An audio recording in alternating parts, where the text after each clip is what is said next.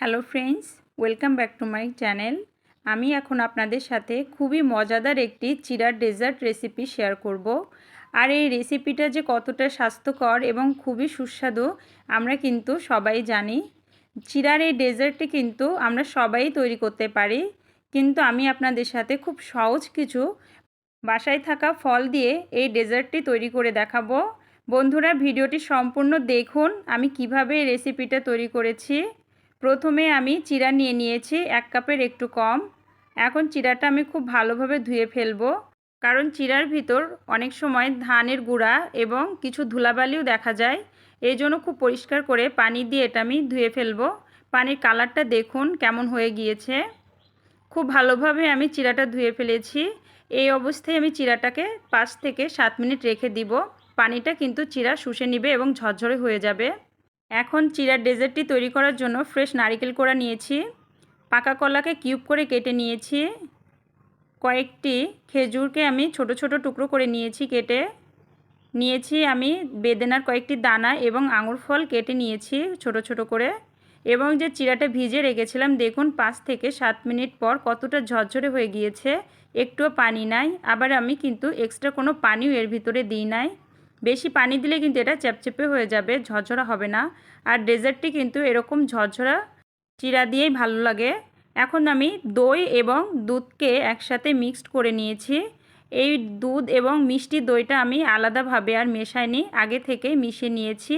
এবং এর কনসিস্টেন্সিটা দেখুন, এরকম ঘন করে নিয়েছি আমি, বেশি পাতলা করিনি। আর আপনারা কিন্তু অবশ্যই মিষ্টি দইটাই দেওয়ার ট্রাই করবেন যদি এই ডেজার্টটি তৈরি করেন। এখন আমি সার্ভ করব। আর আমি কিন্তু খুব সহজ কিছু উপকরণ দিয়ে এই মজাদার ডেজার্টটি তৈরি করছি। আর এই ডেজার্টের পরিমাণগুলো কিন্তু আমি 2 জন খেতে পারবে এভাবেই নিয়েছি। আপনারা বেশি বানাতে চাইলে পরিমাণগুলা একটু বাড়িয়ে নেবেন, তাছাড়া আর কিছুই নয়। প্রথমে আমি চিরাটা নিয়েছি 3 চামচ। এখন এই চিরার ভিতর আমি দিয়ে দিব পাকা কলা। পাকা কলাটা আমি এভাবে কিউব করে নিয়েছিলাম, আপনারা চাইলে গোল করেও কেটে নিতে পারেন। পাকা কলাটা দেওয়ার পর আমি এর ভিতর দিয়ে দিব নারকেল কোড়া। নারকেল কোড়া কিন্তু চিরারে ডেজার্টে খুবই মজা লাগে, স্বাদটা খুবই ভালো লাগে। এরপর আমি এর ভিতর একটু দই দিয়ে দিব। দইটা কিন্তু আমি দুধ দিয়ে মিশিয়ে রেখেছিলাম, আর মিষ্টি দই কিন্তু এটা, আবারও বলছি। টক দই হলে এর ভিতরে চিনি বা কনডেন্স মিল্ক মিশিয়ে নিতে পারেন। এই ডেজার্টটি আসলে ডেকোরেশনটা এক একজনের কাছে এক এক রকম। সব উপকরণ একসাথে মিশিয়েও আপনারা খেতে পারেন, সেটাও অনেক মজা লাগে। আমি একটু গার্নিশ করে নিচ্ছি ভালোভাবে, দেখতে সুন্দর লাগবে এজন্য। আমি আবারও এর উপর চিরা দিয়ে দিচ্ছি। চিরাটা দেওয়া হয়ে গেলে আমি এখন এর উপর কিছু বেদানার দানা দিয়ে দিচ্ছি। আর এই ফলগুলা সব কিছুই কিন্তু অপশনাল, আপনারা আপনাদের পছন্দ মতো ফল দিয়ে এই ডেজার্টটি তৈরি করতে পারেন। এখন আমি ছোট করে কেটে রাখা আঙুর ফলগুলা এভাবে দিয়ে দিচ্ছি। দই চিরার এই ডেজার্টটি কিন্তু গরমের দিনে শরীরকে ভীষণ ঠান্ডা রাখে। এখন আমি এর ভিতর আরেকটু দই এবং দুধের মিক্সচারটা দিয়ে দিব। এটা দেওয়া হয়ে গেলে আমি যে খেজুরগুলা কেটে ছোট ছোট করে রেখেছি, খেজুরের টুকরোগুলো দিয়ে দিচ্ছি। খেজুরে কিন্তু রয়েছে প্রচুর পরিমাণে এনার্জি, আমাদের শরীরে অনেক শক্তি দেয়।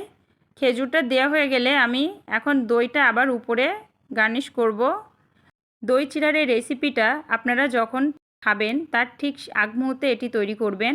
বেশিক্ষণ তৈরি করে ফ্রিজে রেখে দিলে কিন্তু চিড়াটা আর এই মিশ্রণগুলো কিন্তু অতটা ভালো লাগবে না। তো আপনারা কিন্তু খুব সহজে রেসিপিটা অল্প সময়েই তৈরি করতে পারেন। মজাদার এই রেসিপিটা ইফতারের বা সেহরির সময়ে আপনারা খেতে পারেন। শরীরকে কিন্তু ভীষণ ঠান্ডা রাখবে এবং ক্লান্তিটা যেন মুহূর্তে চলে যাবে। আর এই রেসিপিটা যে কতটা স্বাস্থ্যকর আমরা সবাই জানি।